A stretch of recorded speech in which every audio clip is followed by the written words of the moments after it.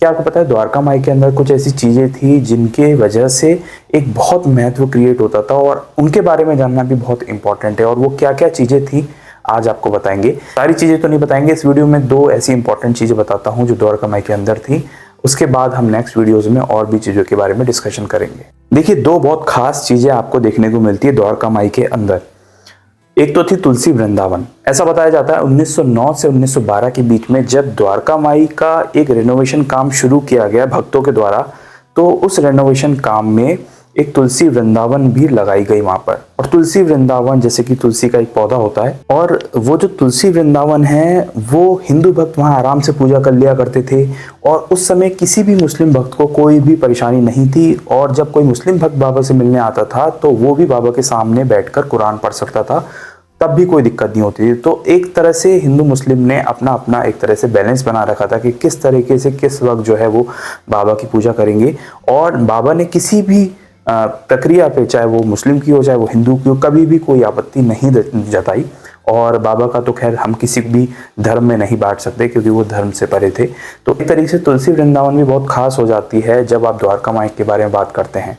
तो और द्वारका माई के अंदर लगाने का प्रतीक ये था कि जो भी भक्त पूजा करने आते थे बाबा की, वो इस तुलसी वृंदावन को जरूर प्रणाम करते थे। तो ये एक बहुत खास एक स्थान था द्वारका माई के अंदर ही।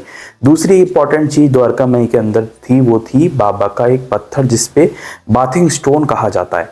अच्छा देखिए, बाबा जो है वो रोज बाथ नहीं किया करते थे, रोज स्नान नहीं किया करते थे। वो द्वारका माई के अंदर ही हाथ मुंह धो लिया करते थे। और एक रामबाजी नाम के एक भक्त थे जो नासिक से आए थे।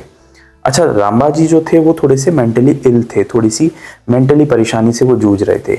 लेकिन इत्तेफाक के रूप से जब वो शिरडी में आए और उन्होंने बाबा के दर्शन किए, तो बाबा जो हाथ मुंह धोते थे या पैर धोते थे उसका पानी वो ग्रहण करने लगे और उसमें ही स्नान करने लगे।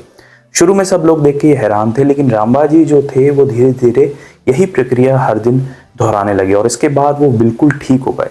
ये देख के बाकी सब भक्त हैरान हुए कि वो मेंटली इतने ज़्यादा डिस्टर्ब थे और उसके बाद और वो ठीक हो गए बाबा के इस तीर्थ से। तो वो जो रामबाजी थे उन्होंने क्या किया, जो एक स्टोन था वो बाबा को गिफ्ट दिया था, बाथिंग स्टोन। ऐसी कई सारी चीज़ें हमें जानने को मिलती है द्वारका माई से रिलेटेड। तो ऐसी कुछ कहानियाँ मैं बाबा से जुड़ी हुई बताता रहता हूँ। अगर आप बाबा से जुड़ी हुई कहानियाँ जानना चाहते हैं तो इस चैनल को सब्सक्राइब भी कर सकते हैं। इन दो चीज़ों के अलावा, इन दो इम्पॉर्टेंट थिंग्स के अलावा कई सारी और भी ऐसी वस्तुएं थी जो द्वारका माई के अंदर थी, वो उनके बारे में हम आने वाली वीडियो में डिस्कशन करेंगे। अगर आप इस चैनल पर नए हैं तो इस चैनल को सब्सक्राइब करके जाइएगा। मिलेंगे एक नेक्स्ट वीडियो में, तब तक के लिए ओम साई राम।